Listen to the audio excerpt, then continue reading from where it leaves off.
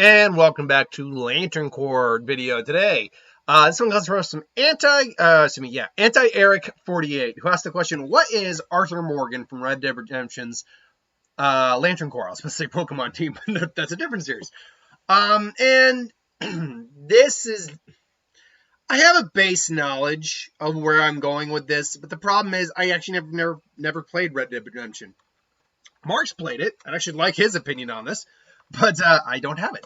So, yeah, so I had to look up a little bit of it, but from what I can gather, him and the other character are very similar in personality, but also different. He's the very classic cold, not unfeeling, but cold, ruthless killer kind of type, who feels like his means justify his ends because he's trying to do good in the world, just doesn't work out that way. By that basis, we can already eliminate a couple things. One, it doesn't look like he's motivated by love at all. He's also not motivated.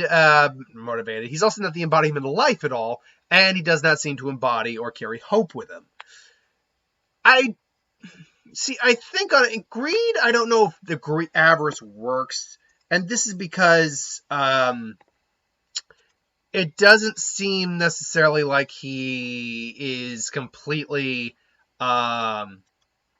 he's completely obsessed with power, wealth, all that, and just can't have constantly having more. But at the same time, I don't know if he had an actual goal except just surviving and committing acts of violence. One second, there we go. On his own terms, he's aware that he's a bad man and clearly understands his behavior is morally wrong, though he justifies his own actions as being different from most criminals, as Vanderlinde gang carries a philosophy that Arthur generally believed. Was he not moving? Yes, there we go. Believed it could help people. As time went on, however, he realized the philosophy was just a ruse or an excuse, as John Marston, that's the other guy, would later put it. Arthur's degradation of faith in Dutch caused him to go through an existential crisis because he had raised Arthur since he was a young teen. His philosophy was primarily the only thing Arthur ever believed in up until his downfall. With his faith in Dutch and crushed in learning that he's terminally ill with tuberculosis, gaining insight into his own feelings, opening up to the rain's fall about traumatic experiences, including the death of his own son, Isaac. He also said how his terminal diagnosis made him see the world more clearly, telling Maribeth that it would seem better almost. In the end, one of Arthur's last objectives was to protect the Marsden family. His general attitude is stoic and humble. He never feels the need to prove himself to other members of the gang. Arthur is cunning and rather intelligent. Unlike most people during the time period, Arthur is quite progressive in his views concerning women and minorities. He can affect his overall personality as a whole. With high honor, he can be seen as a selfless person, such as when he realized the gang was fighting for an idea. With low honor, he can be seen as a selfish person, thinking of himself solely, such as caring about his own survival, even prioritizing revenge on McCall, and getting gang's money stashed. So, one of the things that kind of dictates this guy's Lantern Corps a little bit is depending if you're going low or high morale or morality. So, I would say, so the fact that he is a good person ultimately does help a little bit for him. So I would say this is clearly not a character who's really aiming for having it all and just never being satisfied. So avarice is out of the equation as well. He did have a son who clearly was either involved with someone at some point, but we can't say that his motivation. That motivation is love. And it's clear that he is human and does actually, value human life to some degree, beyond just a criminal. So I can't include compassion in there. So what do we got left? Well, right out the gate, I would say Green is a very likely candidate. This is just due to the fact that Arthur, it takes a lot of willpower to go through everything you're going through in the game and have tuberculosis and be dying. And to ultimately be able to come out of it, being kind of a better person ultimately. So I'd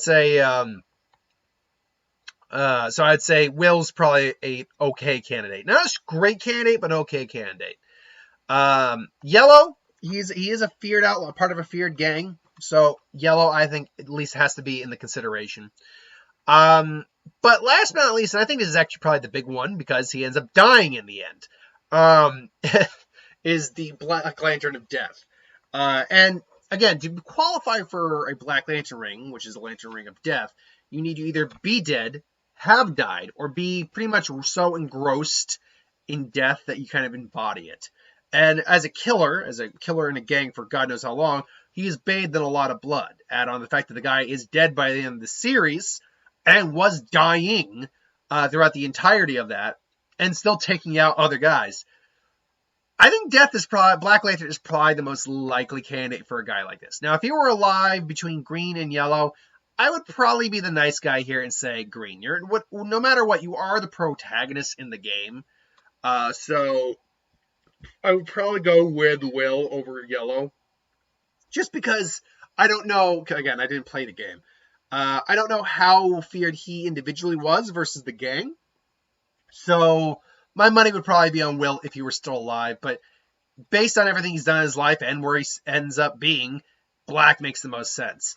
And I can't remember if it's Marston or Morgan that with the DLC, you actually are back from the dead as a zombie. I think it's Marston. I think. If I'm not mistaken. Hold on one second here. I'm want to find that out real quick.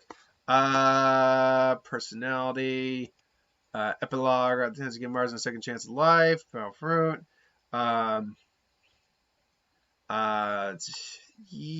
Okay, so one second here. Where? Anyway, either way, if it is Arthur who comes back in the DLC, then that just further emphasizes the Black Lantern. But if it is Marston, then that again further implies the Black Lantern. Either way, that, in my opinion, is the Lantern Corps for Arthur Morgan of Red Dead Redemption. Oh man, I have less fun doing characters I know less about because I kind of struggle learning what I know about them and trying to play something. That's particularly difficult when it comes to Pokemon teams. At least with Lantern Corps, I can get a gauge of their personalities from their bios, and then I can kind of, and the history and what happens in like their franchise. I can at least get an idea of where I could go from there. But with Pokemon, it makes it a lot more difficult. And Zanpakuto, that's probably the most difficult one of all to do when you're talking about like characters. But anyway, I digress. So thanks for watching. Hope you enjoyed. Like, comment, share, subscribe, and I will see you folks for the next one.